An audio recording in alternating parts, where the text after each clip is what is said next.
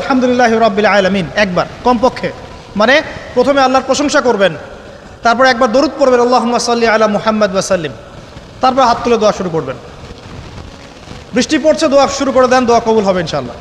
আজান দিয়েছে, আজান এবং একামতের মাঝখানের সময়টা আছে, এই সময়টা কাজে লাগান, দোয়া কবুল হবে ইনশাআল্লাহ। নামাজে দাঁড়িয়েছেন, সেজদায় গিয়েছেন, সেজদায় দোয়া করেন, দোয়া কবুল হবে ইনশাআল্লাহ। প্রশ্ন করে অনেকে যে ভাই সেজদায় কি বাংলায় দোয়া করা যাবে? হ্যাঁ যাবে, যদি আপনার নামাজটা নফল নামাজ হয়। কোন নামাজ হয়? ফরজ নামাজে করবেন না, নফল নামাজে করতে পারেন ইনশাআল্লাহ।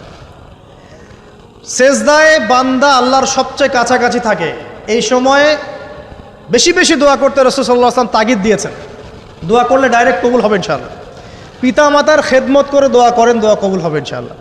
এখন তো পিতা মাতার খেদমত মানুষ করতে চায় না। এটা সেই যুগ যে যুগে পিতা মাতার সাথে দাস দাসীর মতো আচরণ করা হয়।